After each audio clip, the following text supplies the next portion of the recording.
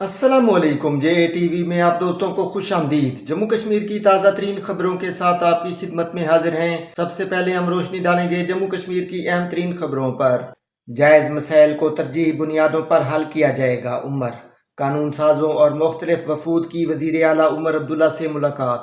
Doctor Jatinder Singh का GMC Udhampur का दौरा, जख्मियों की इयादत की। SDM बनिहाल ने आज़मीन हज के पहले काफिले को रवाना किया।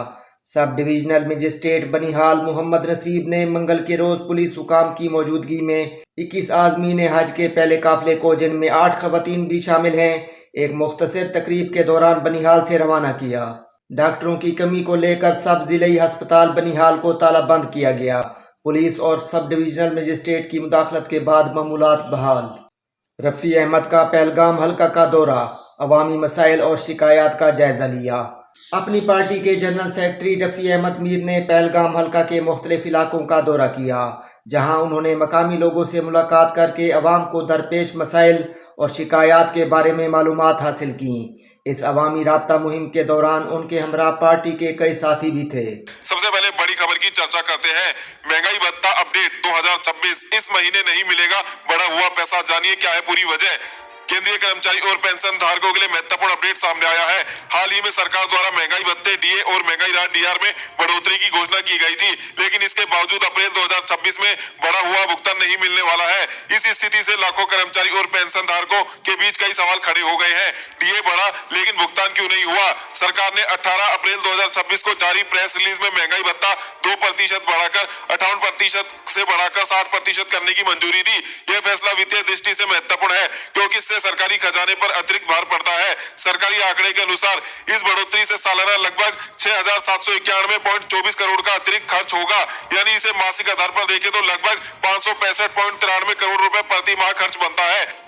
एरियर और भुगतान का गणित। अप्रैल महीने में कर्मचारी और पेंशन धारकों को कुल 4 महीने का भुगतान मिलने की उम्मीद थी, 3 महीने का एरियर और साथ में 1 महीने का नया बढ़ा हुआ DA पेंशन। इस प्रकार कुल अनुमानित भुगतान था 2,263.74 करोड़ रुपए, लगभग 2,264 करोड़ रुपए। यह एक बड़ा वित्तीय बोझ है, जिसे एक साथ जारी करना सरकार के लिए चुनौतीपूर्ण हो सकता है। बैंक मैसेज में मिला है संकेत। बैंक द्वारा भेजे गए मैसेज के आधार पर स्पष्ट हुआ है कि मार्च 2026 की पेंशन और अप्रैल 2026 की पेंशन में कोई भी अंतर नहीं है। उदाहरण के लिए यदि किसी पेंशनर को मार्च में 65,898 रुपए मिले, तो अप्रैल में भी वही राशि दिखाई दे रही है। यह इस बात का संकेत है कि बढ़ा हुआ DA अभी लागू नहीं हुआ है। वित्तीय वर्ष का प्रभाव। मार्च महीने के अंत में वित्तीय वर्ष समाप्त होता है। इस कारण मार्च की पेंशन अक्सर अप्रैल के शुरुआती दिनों में जारी होती है। इस बार भी वही प्रक्रिया अपनाई गई, जिससे बढ़ा हुआ DA शामिल नहीं हो पाया। अब आगे क्या होगा। अब आपको बढ़े हुए महंगाई भत्ते, महंगाई राहत 60% के साथ सैलरी पेंशन भुगतान पाने के लिए मई महीने की सैलरी पेंशन का वेट करना पड़ेगा। यह भुगतान आपको अगले महीने यानी कि मई 2026 में किया जा सकता है, और साथ में आपको जनवरी, फरवरी, मार्च, अप्रैल कुल मिलाकर 4 महीने का एरियर का भुगतान एकमुश्त करके दिया जाएगा। वर्तमान स्थिति से स्पष्ट है कि महंगाई भत्ता बढ़ चुका है, लेकिन उसका भुगतान स्थगित किया गया है। लगभग 2,264 करोड़ रुपए का भुगतान फिलहाल रोका गया है। यह देरी अस्थायी है और यह पैसा कर्मचारी पेंशन धारकों का ही है, जो अगले महीने जारी कर दिया जाएगा। अब चलिए दोस्तों अगली बड़ी इंफॉर्मेशन की चर्चा कर लेते हैं। दोस्तों आज हम बात करने वाले हैं 8वें वेतन आयोग से जुड़ी कुछ बेहद ही महत्वपूर्ण बड़ी अपडेट्स के बारे में। अगर आप केंद्र सरकार के कर्मचारी है, पेंशन धारक है, या आपके परिवार में कोई सरकारी सेवा में है, तो यह जानकारी आपके लिए बहुत ही महत्वपूर्ण होने वाली है। दोस्तों जैसा कि हम जानते हैं कि हर वेतन आयोग के साथ कर्मचारी और पेंशन धारकों को नई उम्मीदें होती है। इसी क्रम में अब 8वें वेतन आयोग को लेकर कई महत्वपूर्ण मांगे और प्रस्ताव सामने आए हैं, जिन पर कमेटी गंभीरता से विचार करने लगी है। कम्यूटेशन रिकवरी की अवधि में बदलाव। सबसे पहली और बड़ी मांग है कम्यूटेशन रिकवरी अवधि को लेकर। अभी वर्तमान में पेंशन कम्यूटेशन की रिकवरी 15 साल में पूरी हुआ करती है, लेकिन अब प्रस्ताव दिया गया है कि इसे घटाकर 11 साल कर दिया जाए। इसका मतलब क्या है। अगर दोस्तों ये लागू होता है तो पेंशन धारक को 4 साल पहले ही पूरी पेंशन मिलने लगेगी, और जो एक बड़ा राहत का कदम साबित होगा पेंशन धारकों के लिए। इसके अलावा जो अगली मांग उठाई गई है वो मांग है पेंशन को टैक्स फ्री करने की मांग। दूसरी बड़ी मांग है कि पेंशन को पूरी तरीके से टैक्स फ्री कर दिया जाए। अभी क्या स्थिति है, पेंशन को आय के रूप में माना जाता है और उस पर टैक्स लगाया जाता है। अगर टैक्स फ्री कर दिया जाता है तो लाखों पेंशन धारकों को सीधे तौर पर आर्थिक फायदा मिलेगा और उनकी नेट इनकम बढ़ जाएगी। इसके अलावा अगली मांग उठाई गई है महंगाई भत्ते फॉर्मूले में बदलाव की मांग। तीसरी महत्वपूर्ण मांग है महंगाई भत्ता डीए के फॉर्मूले को बदलने की। प्रस्ताव यह है कि महंगाई दर के हिसाब से डीए में हर 6 महीने में कम से कम 5 से 7% की बढ़ोतरी होनी चाहिए। अभी क्या होता है, डीए का निर्धारण एक तय फॉर्मूले से होता है जो कई बार महंगाई के हिसाब से कम साबित होता है। अगर यह लागू हुआ तो कर्मचारी और पेंशन धारकों को बड़ा फायदा पहुंच सकता है। इसके अलावा अगली मांग रखी गई है फिक्स मेडिकल अलाउंस एफएमए में बढ़ोतरी की मांग। दोस्तों, अगली बड़ी मांग है फिक्स मेडिकल अलाउंस को लेकर। वर्तमान में यह सिर्फ 1000 रुपए प्रति माह निर्धारित है। प्रस्ताव है इसे बढ़ाकर 3000 रुपए या फिर 5000 रुपए प्रति माह किया जाए। इसका फायदा बुजुर्ग पेंशन धारकों को मेडिकल खर्च में बड़ी राहत मिल सकती है, जो आज के समय में बहुत जरूरी है। इसके अलावा अगली मांग उठाई गई है पेंशन राशि में बढ़ोतरी। अब बात करते हैं सबसे महत्वपूर्ण मुद्दे की, पेंशन बढ़ोतरी को लेकर। अभी पेंशन अंतिम वेतन का 50% होती है। प्रस्ताव है इसे बढ़ाकर 67% यानी 17% की वृद्धि की जाए। अगर ये लागू हुआ तो पेंशन धारकों की आय में सीधे तौर पर बड़ा इजाफा देखने को मिल जाएगा। इसके अलावा अगली मांग उठाई गई है पुरानी पेंशन योजना ओपीएस की बहाली। अब दोस्तों, सबसे बड़ी मांग और चर्चा में रहने वाली मांग है ओल्ड पेंशन स्कीम ओपीएस को फिर से लागू किया जाए। ओपीएस क्या है? इसमें कर्मचारियों को रिटायरमेंट के बाद गारंटेड पेंशन मिलती है।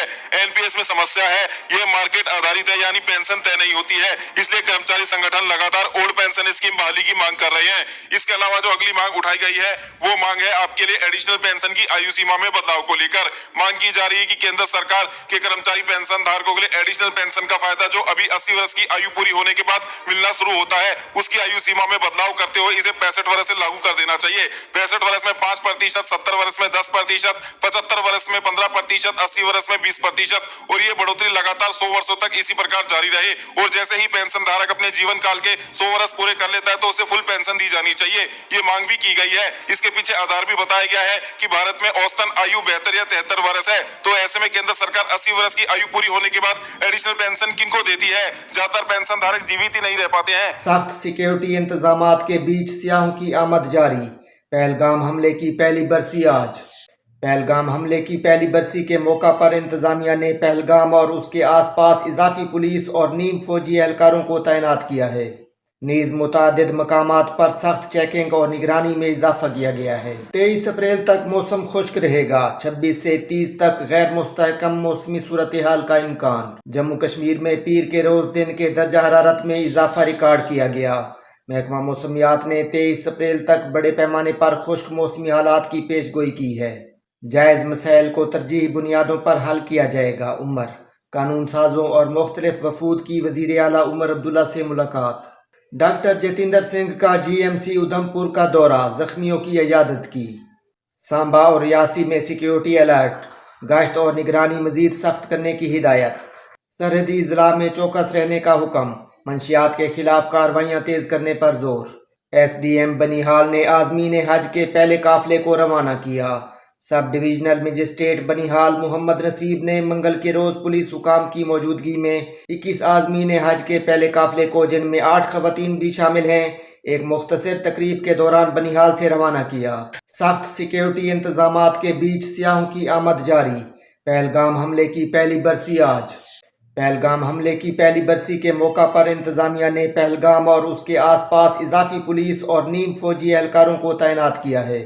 नीज मुतादिद मकामात पर सख्त चेकिंग और निगरानी में इजाफा किया गया है। 23 अप्रैल तक मौसम खुश्क रहेगा। 26 से 30 तक गैर मुस्तहकम मौसमी सूरत हाल का इम्कान। जम्मू कश्मीर में पीर के रोज दिन के दर्जा हरारत में इजाफा रिकॉर्ड किया गया। महकमा मौसमियात ने 23 अप्रैल तक बड़े पैमाने पर खुश्क मौसमी हालात की पेशगोई की है। जायज़ मसाइल को तरजीही बुनियादों पर हल किया जाएगा। उमर कानून साजों और मुख्तलिफ वफूद की वज़ीर आला उमर अब्दुल्ला से मुलाकात। डॉक्टर जतिंदर सिंह का जीएमसी उधमपुर का दौरा, जख्मियों की इजाज़त की। सांबा और रियासी में सिक्योरिटी अलर्ट, गश्त और निगरानी मजीद सख्त करने की हिदायत। सरहदी ज़िला में चौकस रहने का हुक्म, मंशियात के खिलाफ कार्रवाइयाँ तेज़ करने पर जोर।